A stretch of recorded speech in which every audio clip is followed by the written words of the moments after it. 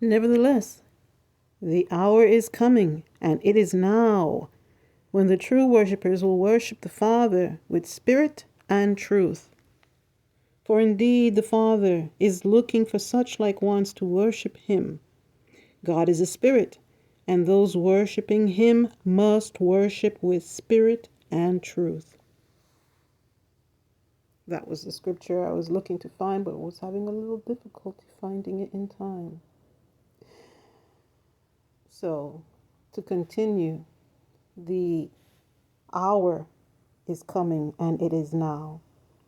So, there's no reason for us to delay in applying ourselves to the service of Jehovah, getting to know him. Search for Jehovah while there is time, the scripture tells us.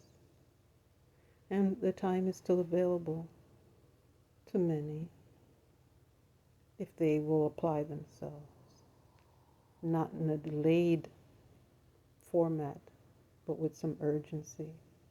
It has to be important to you to apply the urgency. And so what does it mean to worship God in spirit and in truth? Romans chapter 10 gives us some indication. Romans chapter 10, verse 2 and 3. It reads, "For I bear them witness that they have a zeal for God, but not according to accurate knowledge. For because of not knowing the righteousness of God, but seeking to establish their own, they did not subject themselves to the righteousness of God." Truth. Some people say in a clever way these days, "What is your truth?" That's not much different from when Pilate said to Jesus Christ, "Truth, what is truth?" As if it's all relative, right? And so, if it's relative, then truth, then the truth that is at the highest level is that which Jehovah God establishes as truth, what he defines as truth. Are we acquainted with Jehovah's truth, or are we only speaking our own truth, which is very subjective? Are we speaking relative truth? That is based on condition, time. It's based on need. It's based on other factors that can actually shift the truth into a gray area or a very dark area. So truth then is according to how Jehovah God defines it.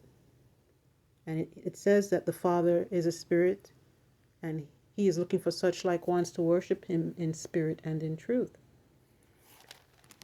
So it was explained to me some while ago when it says in spirit.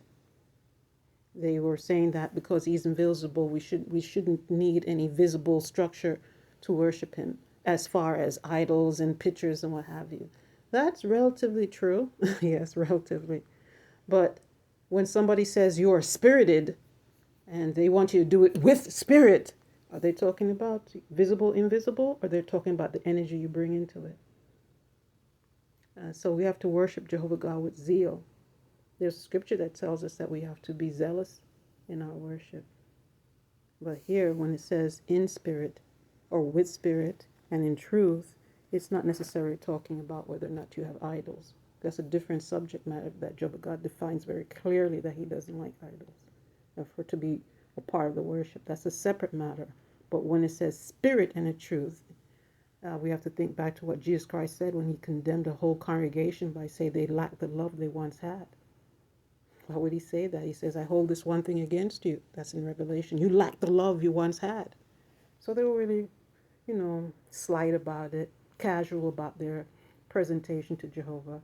But no, we have to have spirit, zeal. That's what the spirit they're talking about. Very spirited person, zealous person. And truth, according to whom? Jehovah God, not our own truth. Because according to what Paul was saying to the Romans, they never subjected themselves to God. They never did, because it wasn't according to his truth. It was according to theirs. So let's consider that.